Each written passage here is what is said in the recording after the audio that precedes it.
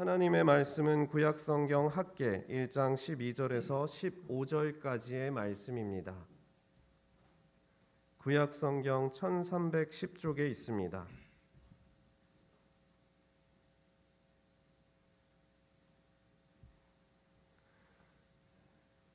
이제 하나님의 말씀을 봉독하겠습니다. 스알디엘의 아들 스룹바벨과 여호사닥의 아들 대제사장 여호수아와 남은 모든 백성이 그들의 하나님 여호와의 목소리와 선지자 학개의 말을 들었으니 이는 그들의 하나님 여호와께서 그를 보내셨음이라. 백성이 다 여호와를 경외하매 그때에 여호와의 사자 학개가 여호와의 위임을 받아 백성에게 말하여 이르되 여호와가 말하노니 내가 너희와 함께하노라 하니라. 여호와께서 스알디엘의 아들 유다 총독 스룹바벨의 마음과 여호사닥의 아들 대제사장 여호수아의 마음과 남은 모든 백성의 마음을 감동시키심에 그들이 와서 만군의 여호와 그들의 하나님의 전 공사를 하였으니 그때는 다리오 왕 제2년 여섯째 달 24일이더라. 아멘. 사람이 인생을 사는 것을 가만히 보면요, 환경도 중요하고 또 그의 어떤 재주나 능력도 중요하고 중요한 요소가 참 많다고 생각합니다. 그런데 그거보다도 오히려 더 중요한 것은 이제 그가 어떤 생각을 가지고 어떤 방향으로 가는가 하는 것이 중요하지요. 예를 들면 요즘에 사람들이 자동차에 관심이 참 많이 있습니다.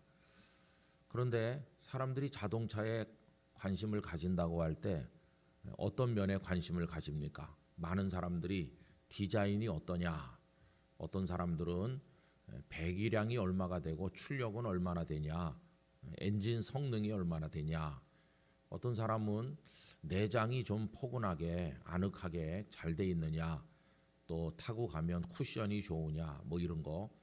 또 어떤 사람들은 경제적으로 부담이 되지 않도록 연비가 얼마나 되는지 뭐 이런 것도 생각을 하고, 어느 회사에서 만든 나중에 중고로 팔아도 차값을 좀 받을 수 있는 그런 차인가, 뭐 이런 거 저런 거 다 많이 생각하죠.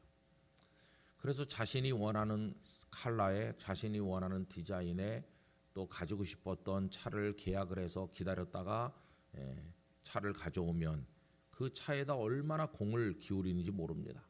여러분, 자동차 새로 사면 자기 얼굴보다도 더 열심히 닦습니다. 그래가지고 반짝반짝반짝하게 닦아가지고 세워놓죠. 그런데 여러분, 그거보다 더 중요한 게 하나 있다는 거를 잘 생각을 못해요. 그게 뭐냐 하면 그 차가 어느 방향으로 가는가 하는 게 정말 중요한 것입니다. 여러분, 그 자동차를 타고 가서는 안 되는 곳으로 간다고 하면 어떻게 될까요? 길이 아닌 곳으로 달린다든지, 그러면 결국은 그 자동차로 인해서 망하는 거죠. 아무리 자동차가 좋아도 어느 방향으로 무엇을 위해 가는가, 이게 중요한 거 아니겠어요? 그래서 여러분, 인생은 어느 한 군데 가만히 머물러 있는, 마치 정물화를 그릴 때 꽃병 하나를 그리는 사람이 꽃병 올려놓으면 꽃병이 그 자리에 가만히 있잖아요. 근데 우리 인생은 가만히 있는 게 아닙니다. 계속해서 변화되고 움직이는 거죠.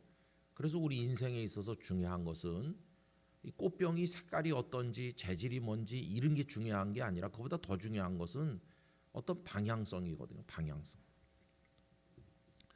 그래서 여러분, 그 사람이 내가 옛날에 알았을 때는 형편없었어. 그 사람 환경도 어렵고, 도대체 그런 집안에서 어떻게 사람이 살 수 있는지 참 어렵더라고. 그리고 그 사람도 뭐 이렇게 별로 재주도 없는 사람이야.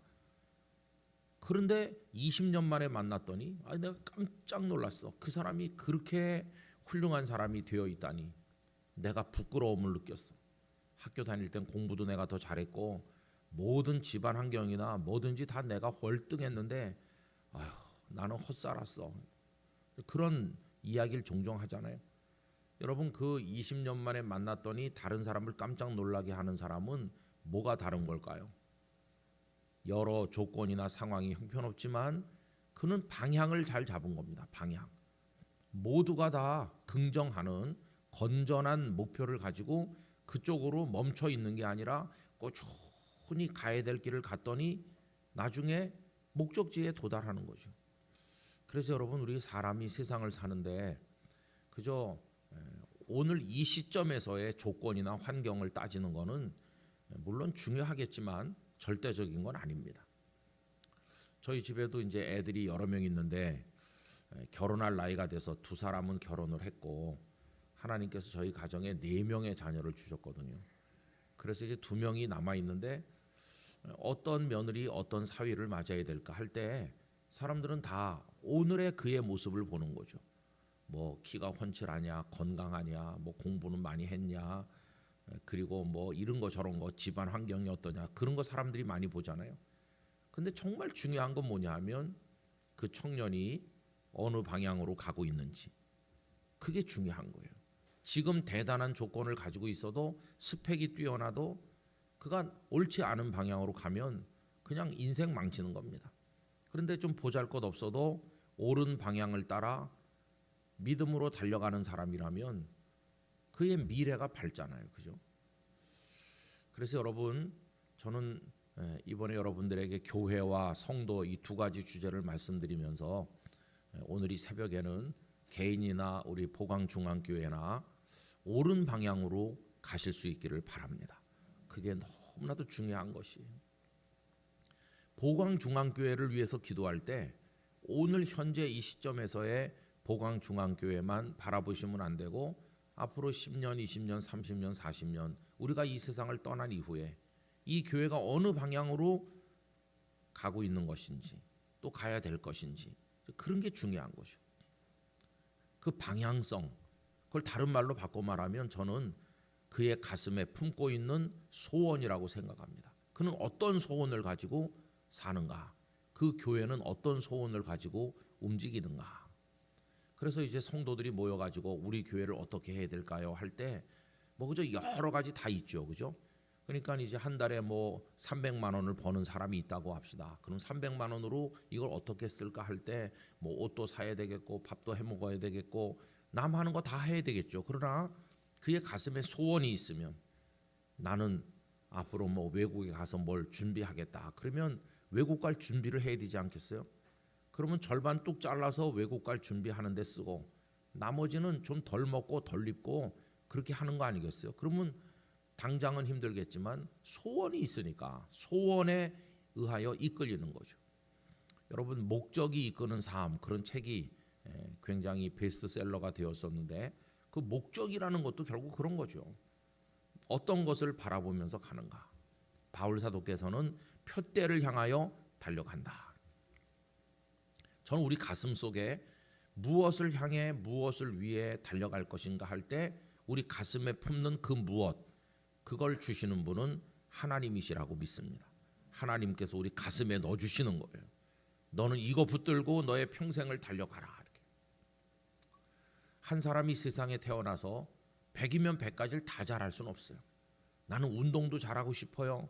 나는 컴퓨터 작업도 잘하고 싶어요. 나는 뭐 이것저것 다 잘하는 만능맨이 되고 싶어요. 그럴 수는 없는 거죠. 사람은 자기가 하나님으로부터 받은 사명에 따라서 그 자기 사명의 영역에서 뛰어나면 되는 것이지.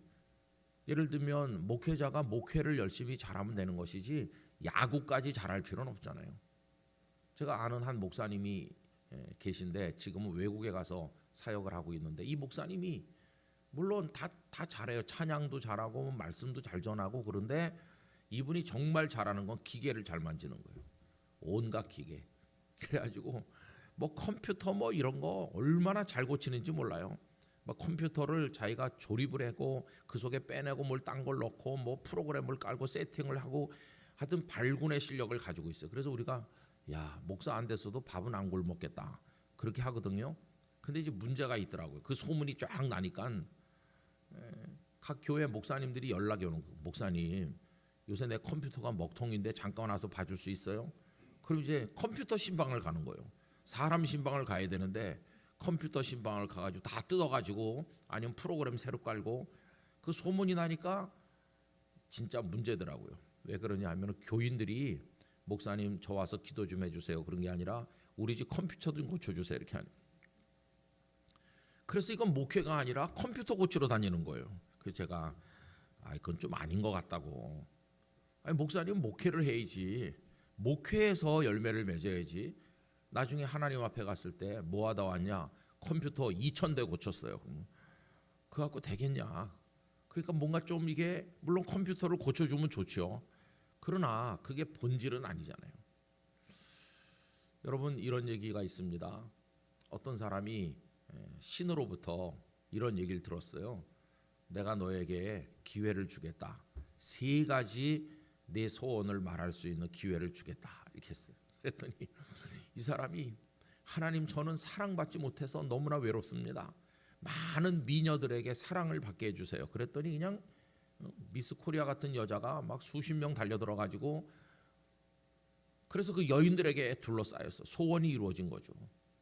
그런데 그렇게 살다 보니까 이 여자도 자기한테 잘해달라고 그러고 저 여자도 자기를 봐달라고 그러고 그 여인들한테 둘러싸여 싸느라고 나중에는 완전히 그냥 스트레스를 얼마나 받는지 행복하기는커녕 그냥 너무너무 고통스러운 거예요.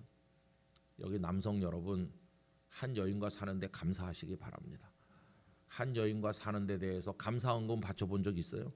자꾸 딴 데 눈 돌리면서 그거 안 해봐서 그렇지 한 사람과 살 때 그게 가장 행복한 거겠죠. 하나님 정해주신 원리대로. 그래서 이 사람이 견디다 못해가지고 할 수 없이 2번째 카드를 썼어요. 하나님 이 여자들이 좀 물러가게 해주세요. 그랬더니 싹 물러가서 조용해졌어요. 이제 마지막 하나 남았는데 이 마지막 하나를 어떻게 해야 될지 뭘 구해야 될지 알 수가 없는 거예요. 돈을 많이 달라고 그럴까? 뭐 어떻게 해야 될까? 겁이 나기 시작했어요. 돈이 많아지면은 그 돈 때문에 또 고생할 게 뻔하고 뭘 달라고 할까? 고심이 많이 됐어요. 그래서 이렇게 결심했어요. 마지막 3번째 하나님 제가요 뭘 구할지 모르는데 무엇을 구하는 게 옳은지를 알려주세요. 이렇게 했어요. 3번째 이제 사용하면 끝나는 겁니다. 그랬더니 이렇게 말씀하셨대요. 너는 무엇을 구할지 모르는구나. 내가 무엇을 구할지 알려주겠다. 내가 너라면 이런 걸 구하겠다. 하나님의 음성을 듣는 마음을 가지게 해주세요. 3개를 구하는 거니까 하나님의 음성을 듣는 마음을 가지게 해주세요. 솔로몬이 구하듯이 그 하나. 그 다음에 오늘 내가 하는 일을 제대로 충실하게 할 수 있는 성실한 마음을 주십시오. 이거 하나. 그리고 마지막 하나는 내 주변에 있는 사람들을 순수하게 사랑할 수 있게 해주세요. 이렇게 3가지를 구했겠다. 내가 너라면. 이 사람이 장탄식을 하면서 이제 나는 3번의 기회를 다 사용했기 때문에 더 이상 이제 구할 수가 없으니 너무나 안타깝습니다. 이렇게 하니까 말씀하시기를 그 3가지를 추구할 수 있는 씨앗을 내가 이미 너의 속에 심어 놓았다. 소원을 구할 수 있는 기회는 없어졌지만은 내 음성에 귀를 기울일 수 있고 그리고 너에게 주어진 일에 충실할 수 있고 내 주변에 있는 사람을 사랑할 수 있는 씨가 이미 내 속에 심겨져 있으니 그 씨를 따라서 살도록 해라. 이렇게 했다는 것이. 우리 보강중앙교회 성도 여러분, 여러분들의 소원은 무엇입니까? 소원은 그 경중과 길이에 따라서 3가지로 얘기할 수 있는 것 같습니다. 하나는 일시적 소원이 있어요. 일시적 소원. 그거는 그게 이루어지면 끝나는 겁니다. 예를 들면 우리 애가 지금 고3 수험생인데 하나님 저의 소원을 들어주세요. 우리 애가 이번에 꼭 어느 대학 무슨 학과에 합격하게 해주세요. 주여 이게 나의 소원입니다. 이 소원은 일시적 소원이에요. 이 애가 거기 합격하면 끝나는 거니까. 이루어지고 나면 그 다음에는 끝나버렸잖아요. 그런 일시적 소원이. 그 다음에 2번째로 훨씬 중요한 건 평생 소원이 있습니다. 평생 소원. 내 평생 소원 이것뿐 주의 일 하다가 이런 것처럼 평생 내가 죽는 그날까지 해야 될 뭔가가 있잖아요. 그런 건 평생 소원이죠. 여러분 일시적 소원 때문에 평생 소원을 훼손한다면 어리석은 사람일 것입니다. 평생 소원을 위해서라면 일시적 소원은 버려야 되는 것이에요. 그렇죠? 포기할 수 있어야 돼요. 그런데 평생 소원보다도 더 근본적인 소원이 있습니다. 그건 영원한 소원이에요. 영원한 소원. 영원한 소원은 하나님께서 우리들에게 영원한 천국을 주실 때 그 천국에서 하나님과 영원히 사는 거, 그게 영원한 소원인 것이. 그 영원한 소원을 위해서라면 또 뭘 포기할 수 있어야 될까요? 평생 소원도 포기할 수 있어야 되는 것이. 여러분, 그 내려놓음이라는 책의 저자이신 이용규 목사님은 서울대학 출신에다가 하버드 대학 출신 아닙니까? 하버드 대학 박사잖아요. 그럼 그분이 평생 동안 이 세상에서 출세할 수 있고 평생 동안 누릴 수 있는 뭔가가 있는데, 그분의 마음속에 어느 날 그 평생 소원보다 더 중요한 소원이 생긴 거죠. 나는 하나님을 영화롭게 하다가 영원히 하나님과 함께 그 천국의 가치를 내 최고의 소원으로 삼겠습니다 하니까 그 이 땅에서 성공하고 출세할 수 있는 그거를 다 버린 거죠. 다 버리고 그 영원한 가치를 따라서 선교사가 돼서 떠났잖아요. 사도 바울 다메섹 도상에서 주님을 만난 다음에 이 땅에서 유대 사회에서 성공해서 유대 지도자가 되고 유대 랍비가 되고 출세한 사람으로 사는 게 그의 평생 소원이었는데 이제 그거 다 버렸어요. 다 버리고 배설물처럼 버리고 예수 그리스도를 아는 지식이 가장 고상하고, 예수 그리스도를 향하여 영원한 소망이죠. 이거는 영원한 소원, 그걸 따라 사는 거죠. 여러분, 그리스도인으로 무르익어 간다는 것은 결국 일시적 소원에 눈이 멀어서 일시적 소원의 욕망에 따라 살던 사람이 평생 소원을 위해서 그걸 다 잘라내고 과감한 결단을 해서 평생 소원을 붙들었는데, 나중에는 주님의 그 영원한 걸 위해서라면 평생 소원조차도 내가 버리겠습니다. 그리고 오직 주의 영광을 위해 살겠습니다. 이런 게 이제 그리스도인으로 성숙해가는 과정이라고 이야기할 수 있습니다. 그런데 여러분, 우리의 문제는 뭐냐 하면 이 영원한 소원 속에다가 일시적인 소원을 막 버무려 넣은 게 그게 문제, 막 뒤섞어 놨어요. 그래서 나는 주님을 영화롭게 하고 주님의 뜻을 따르고 주님과 영원히 천국에서 거하는 게 나의 영원한 소원입니다. 이렇게 기도를 한 사람도 일시적 소원에 또 눈이 머는 거예요. 그럼 목회자들도 다 마찬가지입니다. 그래가지고는 이게 혼란이 오는 것이죠. 기도가 잘 안 돼요. 어떤 걸 기도해야 될지 알 수가 없어요. 그러나 우리 보강중앙교회 성도들 마음속에 하나님께서 거룩한 질서를 주시기를 바랍니다. 성령께서 우리 마음을 다스리시면 오늘 너의 기도는 이거여야 된다. 내일도 이 기도를 드려야 되고 너의 평생 영원을 향해서 드릴 기도다. 그런 기도를 다 가지고, 그건 누구에게도 양보할 수 없는 거죠. 그 기도의 제목을 가지고 걸어가면서 이제 하나님의 뜻을 행하는 것이 우리 성도들의 모습이어야 하는 것이죠. 여러분, 소원은 공동체에도 주십니다. 개인에게만 주시는 게 아니라 이제 공동체도 소원이 있어요. 보강중앙교회 소원이 뭘까요? 보강중앙교회는 지금 하나님의 영광을 위하여 복음을 선포하는 하나님의 교회로서의 선교적 사명, 그걸 잘 감당하게 하여 주시옵소서. 이게 이제 보강중앙교회가 이 땅에 존재하는 영원한 하나님의 나라와 연결되는 소원이어야 되겠죠. 그 소원은 워낙 궁극적인 소원이기 때문에 그걸 양보할 수는 없어. 절대로 그거를 포기할 수는 없어요. 그 다른 소원들은 다 이걸 위해 필요한 거예요. 그죠? 이 궁극의 소원을 위해서 다른 것들이 필요해요. 예를 들면 지금 일시적 소원은 예배당을 건축하는 거죠. 이 일대가 개발이 되면서 우리 보강중앙교회가 새 예배당을 이제 세워야 되는데 잘 세워지게 해주세요. 근데 이거는 이제 뭐 몇 년 안에 끝나는 거예요. 그죠? 몇 년 지나면 더 이상 그걸 위해 기도하지 않게 될 것이죠. 그러면 예배당 건축이라는 여러분의 소원보다 더 큰 궁극의 소원은 아까 말씀드린 하나님의 말씀을 선포하는 선교적 공동체로서 하나님의 나라를 향해 나가는 게 더 궁극의 소원이니까 예배당 건축이 이 소원을 위해서 봉사하는 소원이 돼야지, 이게 거꾸로 돼가지고 영원한 선교적 공동체 이거는 버리고 그냥 오로지 예배당 건축만 매달린다. 이거는 선후가 바뀌는 것이. 저는 여러분들이 이렇게 기도하시길 바랍니다. 하나님 멋진 예배당을 주세요. 이렇게 기도하는 게 아니라 보강중앙교회가 사람들을 모아서 하나님 말씀을 가르치고 어린 아이들을 가르치고 복음을 증거하는 살아있는 선교 공동체로서 이 땅에서 사명을 감당하는데 요긴한 예배당을 주시옵소서. 기도를 그렇게 해야 되는 거죠. 보기 좋은 예배당, 안락하고 편안한 예배당, 커피 마시기 좋은 예배당, 뭐 아주 휴식 공간이 좋은 그런 예배당이 아니라 이 예배당 자체도 그 짓는 게 중요한 소원이지만 그게 더 큰 소원을 위해서 봉사해야 되는 거지. 거꾸로 되면 안 되는 거예요. 그리고 어제 저녁에도 말씀드린 것처럼 예배당 짓다가 의견이 안 맞아가지고 갈등하는데 이건 뭔가 잘못된 거예요.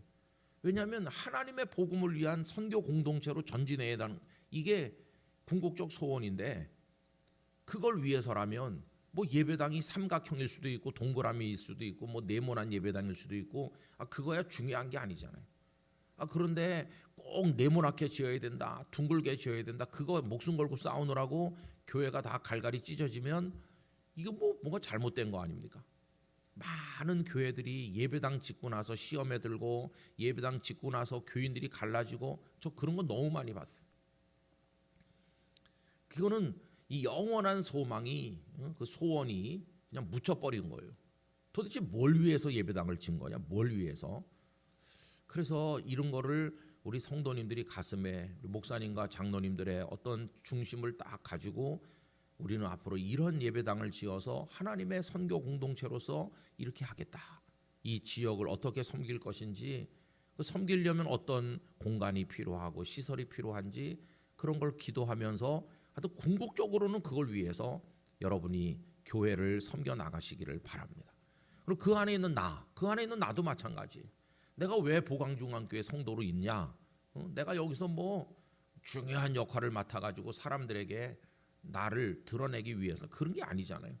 내가 여기서 뭐 집사든 권사든 장로든 내가 뭐 뭐든지 간에 그런데 상관없이 하나님의 선교 공동체로서 열매를 맺고 영원으로 이어지는 그게 우리의 소원이니까 나는 그걸 위해서 헌신하면 다른 거 다 필요 없어요. 그걸 위해서 헌신하면 충분합니다.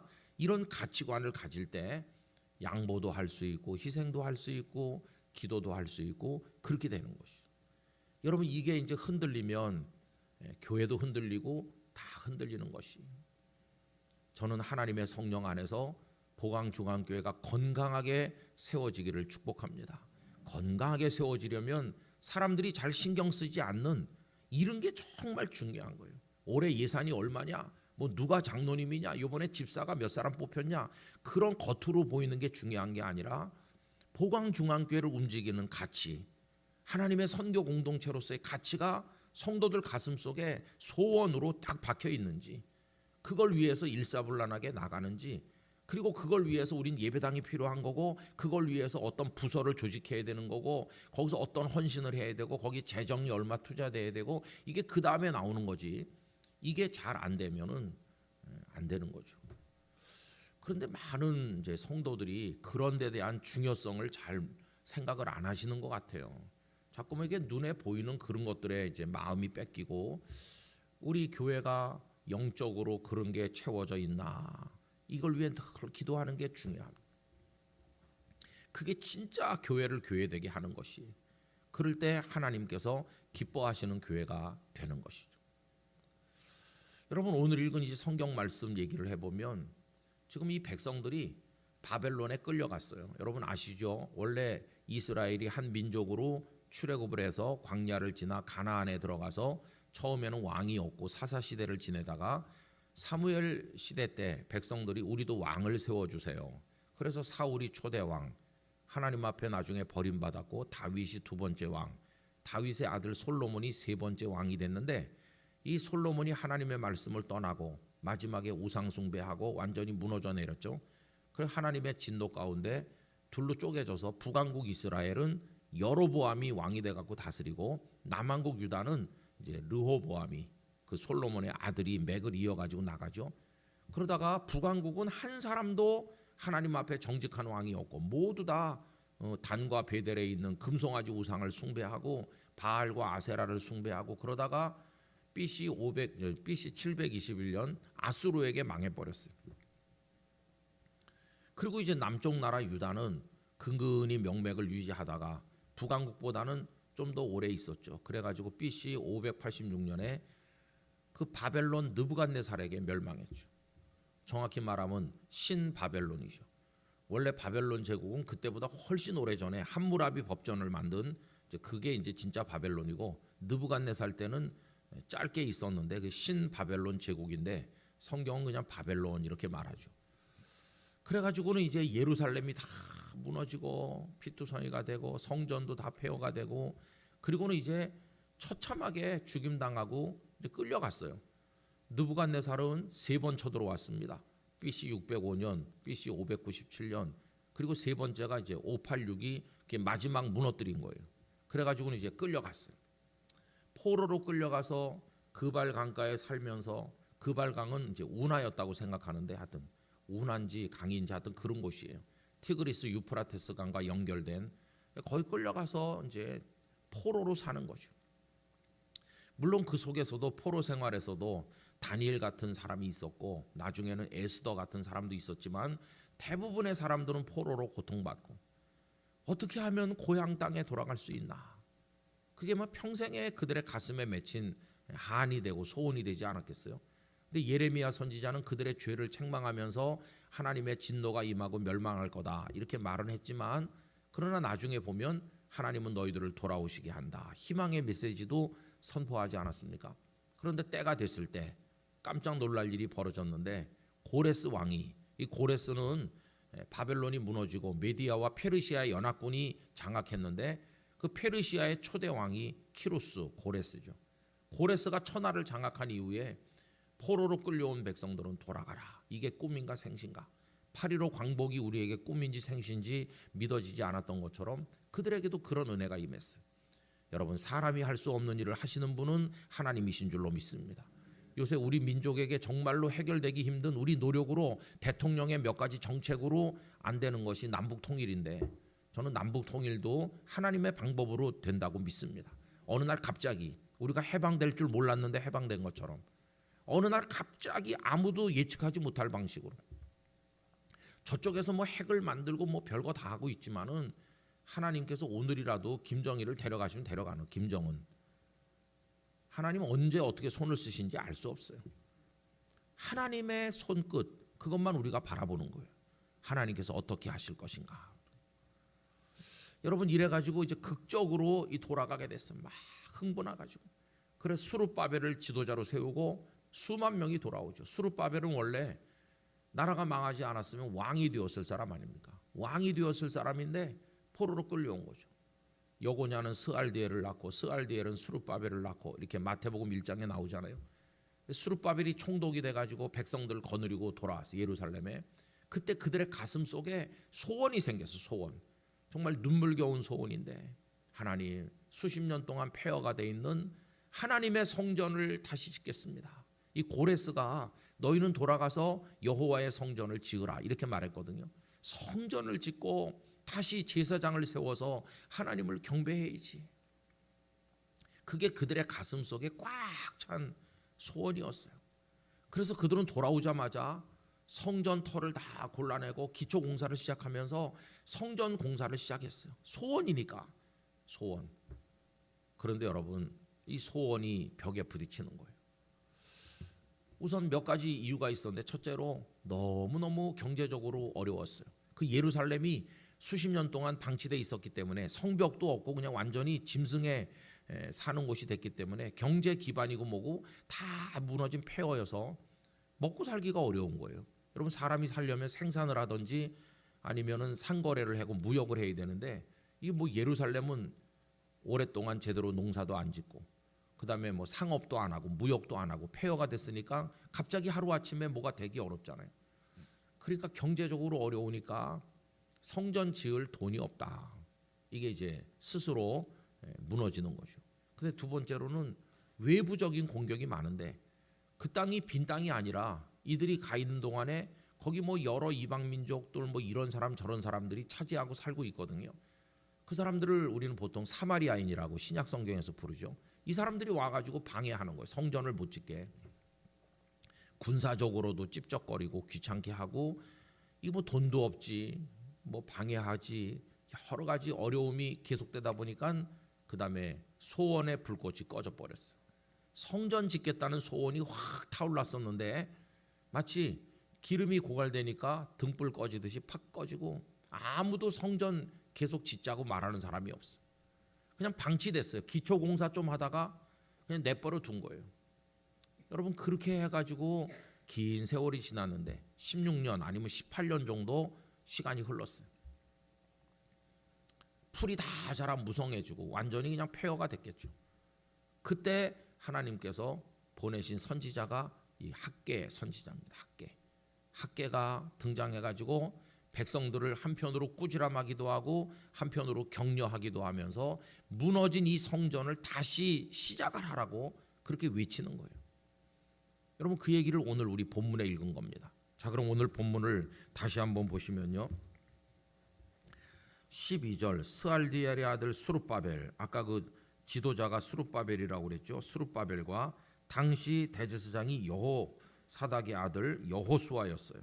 여호수아와 남은 모든 백성들이 그들의 하나님 여호와의 목소리와 선지자 학개의 말을 들었으니, 학개가 와서 막 꾸지람했어요. 너희들은 근사하게 집을 짓고 너희들은 편안하게 살면서 성전은 짓다 말고 저렇게 놔둬도 되겠느냐? 너희들의 가슴 속에 그 불꽃이 다 어디로 사라졌느냐? 왜 다 꺼졌느냐? 다시 일어나서 공사를 해라. 이렇게 해가지고 하나님 복을 주시겠느냐? 책망도 하고 권면도 했어요. 그랬더니 백성들의 귀가 열려서 그 말씀을 들었다는 것입니다. 이는 그들의 하나님 여호와께서 학개를 보내셨습니다. 백성이 다 여호와를 경외하매.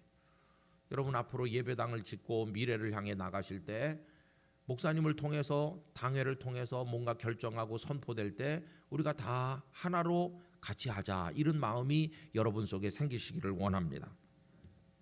그래서 이제 13절, 그때 여호와의 사자 학개가 여호와의 위임을 받아 백성에게 말하 이르되 여호와가 말하노니 내가 너희와 함께 하노라.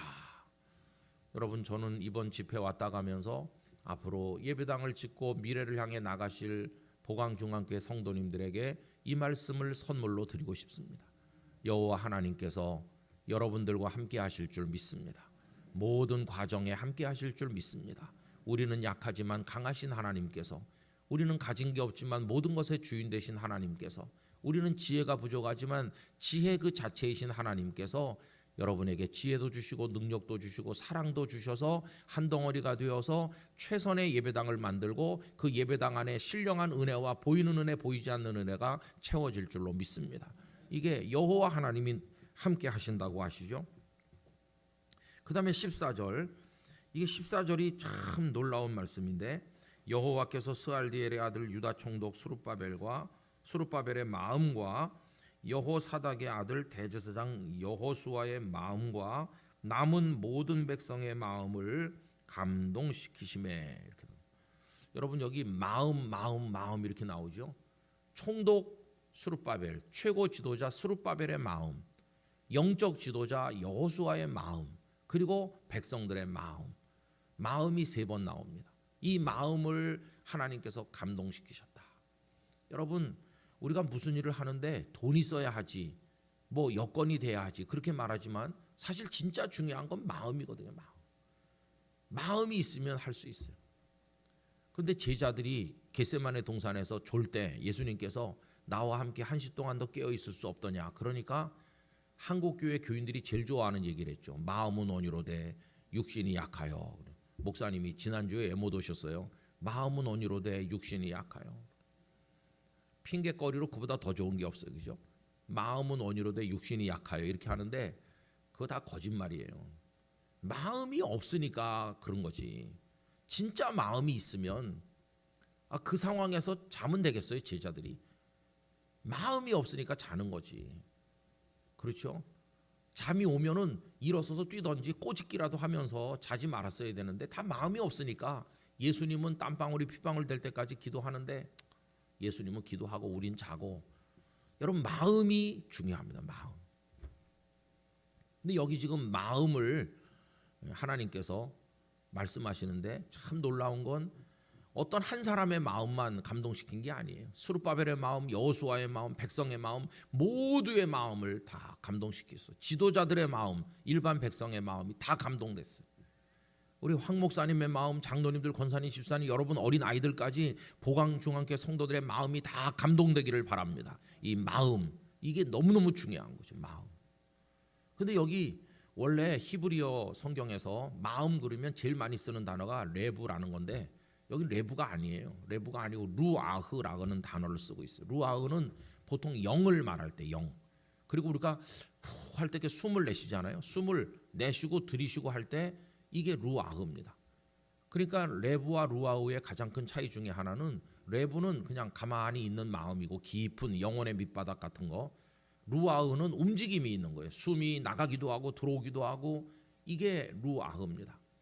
오순절 다락방에 하나님의 영이 임하신다. 그 영, 그게 이제 영이 헬라어로는 푸뉴마라고 하는데 푸뉴마가 루아흐를 번역한 거거든요. 하나님의 영은 가만히 계신 영이 아니에요. 하나님의 영은 들어가기도 하고 나가기도 하고 움직이시는 영이 있어요. 움직이는 영. 그래서 창세기 1장 맨 앞에 하나님의 씨는 하나님의 영은 수면에 가만히 계십니까? 운행하시니라. 하나님은 움직이시는 분이세요. 여러분 그리스 사람들이 그리스 신화를 만들어냈어요. 뭐 제우스 신부터 비롯해 가지고 많은 신들이 있잖아요. 그리고 그리스는 철학의 본상입니다. 뭐 소크라테스, 플라톤 뭐 무수한 철학자들이 있었잖아요. 철학자들이 신을 많이 얘기합니다. 그 그리스 철학자들이 신을 많이 얘기했어요. 그래가지고 헬라 문화, 그리스 문화가 헬라 문화인데 오늘날 서구 문명을 2000년 동안 지탱해온 두 기둥이 있다고 그러죠. 하나의 기둥은 그 그리스, 헬라의 철학이에요. 그리스 문명 이게 하나고 또 하나는 히브리 문명, 성경입니다. 성경. 그러면 이 그리스 문명에서 말하는 신과 성경에 나타난 히브리인들이 전해준 그 신 하나님은 어떻게 다르냐라고 할 때 이게 책들이 많이 있어요. 그리스적 사고와 히브리적 사고 방식 자체가 다른 거예요. 여러분 이 철학자들이 말하는 신은 자기는 안 움직이면서 남을 움직이게 하는 신 이렇게 부릅니다. 그래가지고 영어 대문자로 원, 일자 그 원을 오자를 크게 써가지고 대문자로 D1이라고 그러죠. 일자 그 신은 가만히 있는 거 딱 이렇게 있으면 저절로 신으로부터 신성이 흘러 넘쳐요. 능력이 신은 가만히 있는데 그냥 바깥으로 흘러 넘쳐가지고 그것들이 저절로 세상 만물이 됐다 이렇게 가르쳐요. 이걸 이제 유출설이라고 합니다. 유출 흘러나오는 거죠. 그런데 성경이 말씀하고 있는 건 뭡니까? 유출이 아니라 창조죠. 창조. 유출과 창조의 차이는 뭘까요? 유출은 신은 가만히 있는데 저절로 생기는 거예요. 그래가지고 누가 신한테 아니 왜 이렇게 골치 아픈 세상을 만들었나요? 그러면은 신이 하는 말이 나 만들려고 하지 않았는데 저절로 생겼다. 저절로 생긴 거 사랑하지도 않고 관심도 없어요. 신은 그냥 언제나 가만히 있는 거예요. 그런데 성경에 나타난 우리 하나님은 그런 하나님이 아니에요. 세상을 만드셨다. 골치 아픈 세상을 왜 만드셨나요? 내가 그들을 사랑한다. 하나님은 가만히 계시고 의지도 없는 그런 물건 같은 존재가 아니라 적극적으로 움직이시고 우리에게 개입하시고 사랑하시고 우리에게 다가오시고 우리를 꾸짖으시고 우리 속에 역사하시고 우리를 건져주시는 살아서 역사하시는 하나님이세요. 그게 우리가 믿는 하나님이세요. 태초에 하나님이 천지 만물을 창조하셨다. 하나님의 이 액션 거기서부터 성경이 시작되고 있죠. 하나님은 끊임없이 지금도 일하고 계십니다. 요한복음 5장 17절 예수님 말씀하시기를 내 아버지께서 이제까지 일하시니 나도 일한다. 여러분 기독교는요 가만히 있는 게 아닙니다. 산속에 들어가서 가만히 이렇게 하고 있는 게 아니라 기독교 크리스찬들은 열심히 움직여야 되는 거예요. 들어가고 나가고 뭔가를 하고 기도하고 사랑하고 뭐 하고 이렇게. 그래서 기독교 신앙은 거기 액션이 있는 거죠. 여러분이 루아흐는 그런 거예요. 숨이 가만히 있는 게 아니라 들어가고 나가고 그런 거예요. 여러분 살아있는 사람과 죽은 사람의 차이는 뭡니까? 죽은 사람은 그 코에다 손을 대보면 아무 움직임이 없어. 들어가는 것도 없고 나가는 것도 없고 딱 있으면 죽었다. 살아있는 사람은 숨이 나갔다 들어왔다 해요. 그게 루아흐입니다. 여러분 루아흐 그 영이 충만한 개인과 그 영이 충만한 교회는 살아서 펄펄 뛰는 것이에요. 살아있는 교회예요. 그런데 그 루아흐를 수룹바벨과 대제사장 여호수아와 백성의 그 루아흐를 하나님께서 어떻게 하셨다고요? 감동시키셨다. 여기 지금 개정 성경엔 감동시키셨다고 나오는데 저는 지난번 개역 성경을 더 좋아합니다. 그 면에 있어서 지난번 성경에는 이걸 감동시키셨다고 번역하지 않고 흥분시키셨다 이렇게 돼 있어요. 하나님께서 흥분시키시는 거예요.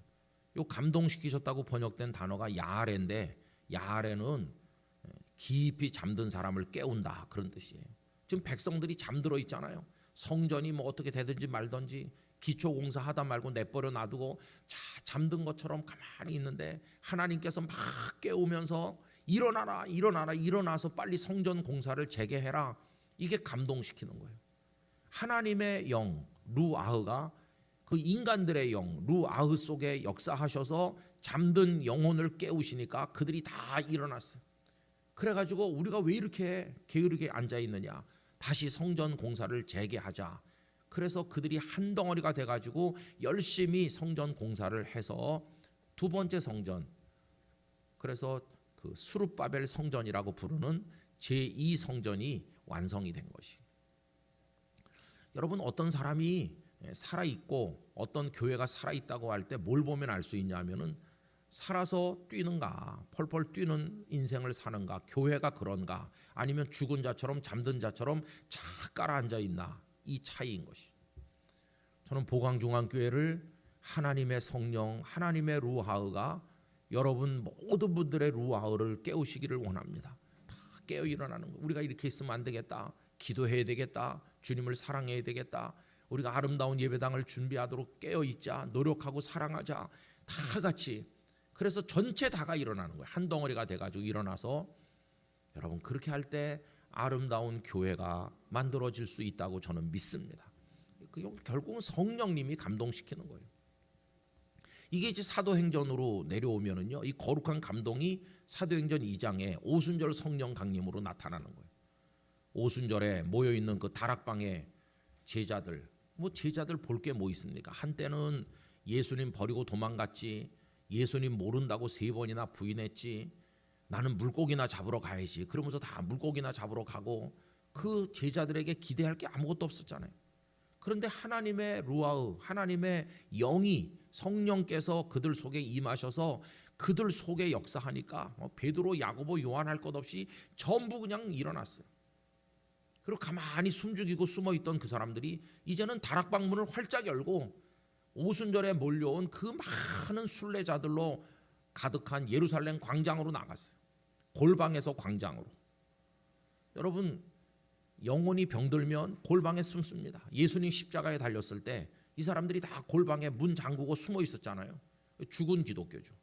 그런데 하나님의 영이 그들의 영을 깨우고 그들을 다 벌떡 일어나게 만드니까 광장으로 나갔어요. 성전뜰에 수많은 사람들.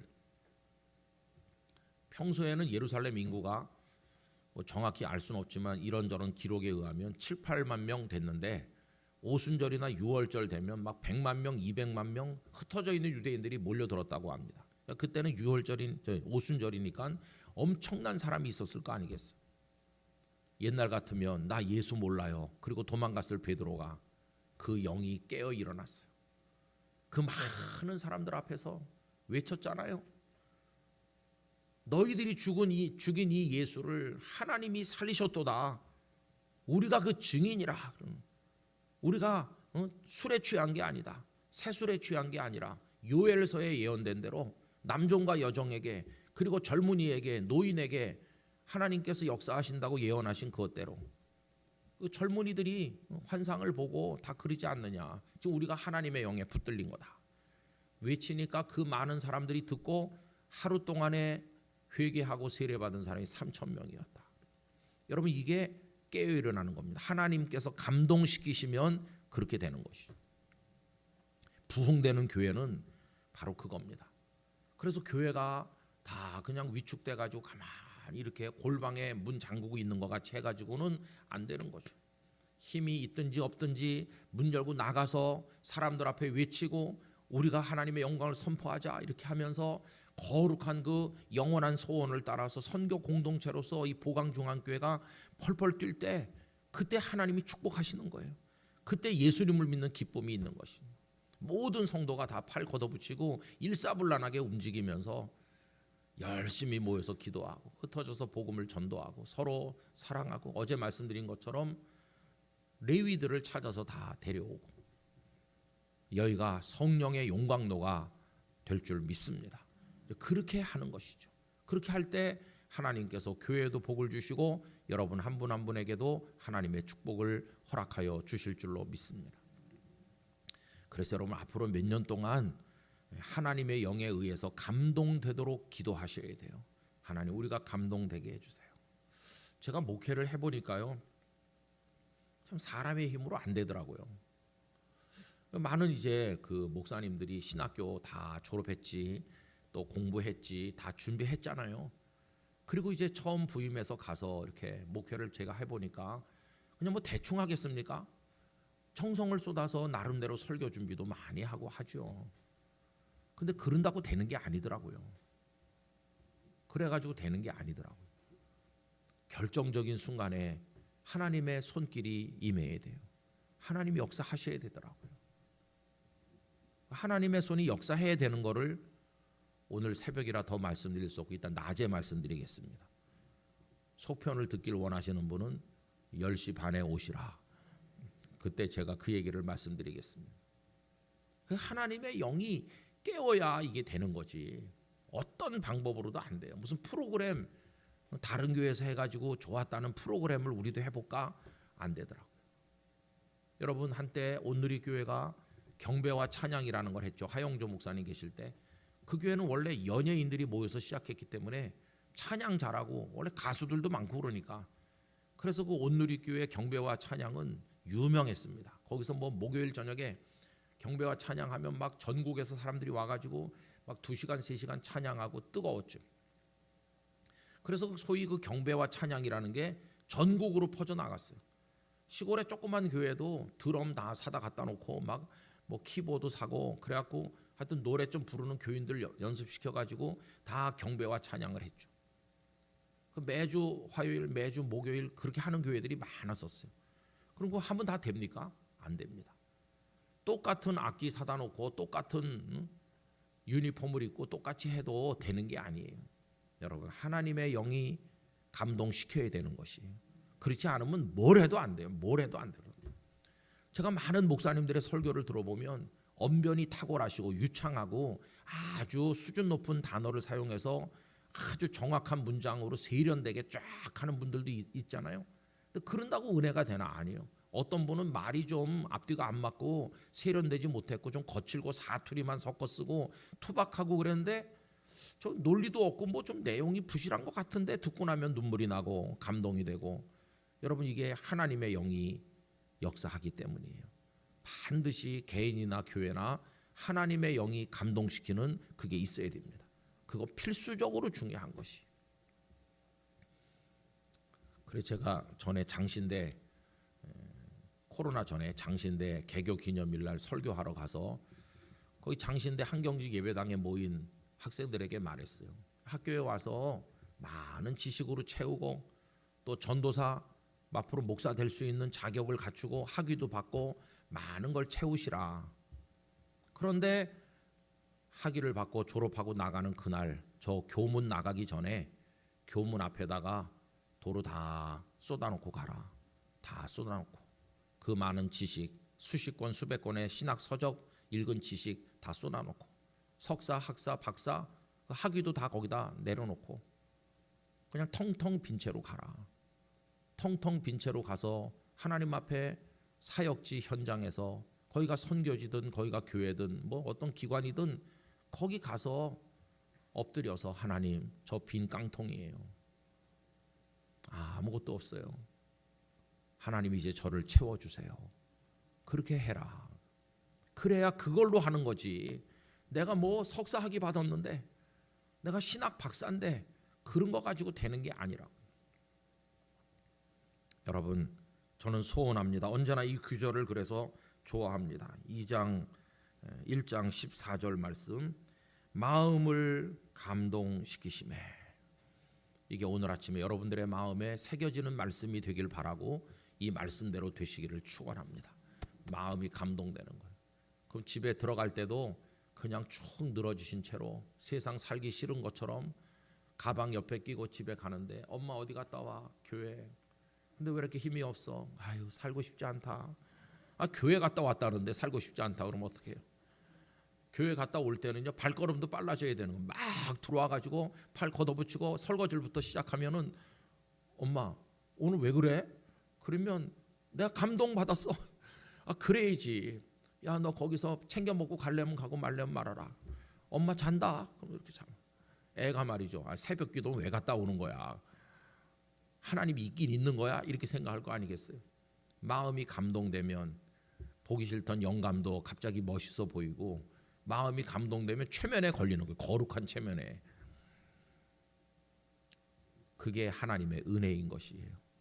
여러분, 그런 모습으로 하나님을 믿고 축복을 얻으시고 이 보광중앙교회가 앞으로 해야 될 그 과제를 그런 감동 안에서 이뤄내시기를 축원합니다. 매 순간 매 순간 우리를 감동시켜 주시옵소서. 그런 마음으로 하는 것이죠. 저도 이제 어떤 때는 피곤한 날도 많아요. 아유, 그래서 오늘은 주일날 어떻게 이거 5번을 설교하지? 주일 아침에 정말 힘들고 그런 날도 왜 없겠습니까? 그런데 가서 이렇게 하나님 나의 마음을 감동시키셔서, 그러면 또 설교하는 동안에는 언제 피곤했었는지 다 잊어버리고 하나님 주신 능력으로 하는 거예요. 여러분, 거룩한 감동, 이제 그게 우리를 움직이게 만드는 그 힘이 되는 것이, 그 은혜가 여러분에게 충만하시기를 기원합니다. 기도하겠습니다. 아버지 하나님, 물에 비친 달을 바라보는 어리석은 사람이 되지 말게 해주세요. 물에 비친 달이 아무리 아름다워 보여도 바람이 불어 물이 움직이면 물에 비친 달은 다 깨어지고 맙니다. 세상에 있는 것은 다 그렇습니다. 그러나 물에 비친 달이 깨어져서 절망하는 순간에도 하늘을 향해 고개만 들면 깨어지지 않는 달이 있는 것처럼, 고개를 들면 언제나 우리를 바라보시는 사랑의 아버지가 계심을 압니다. 세상을 보고 낙심하지 말고 하나님을 보고 용기를 얻게 해주세요. 아버지 하나님, 우리의 가라앉은 마음을 일깨워 주시고 잠든 영혼을 깨워 주시고 감동시켜 주시옵시고, 그래서 보광중앙교회가 선교 공동체로 나가는, 우리 개인이 하나님의 영광을 위해 영원한 나라를 향해 나가는 이 소원을 이루어내는데 우리가 다 소용되게 하여 주시옵소서. 주여, 우리 속에 역사하여 주시옵소서. 예수님의 이름으로 기도드리옵나이다. 아멘.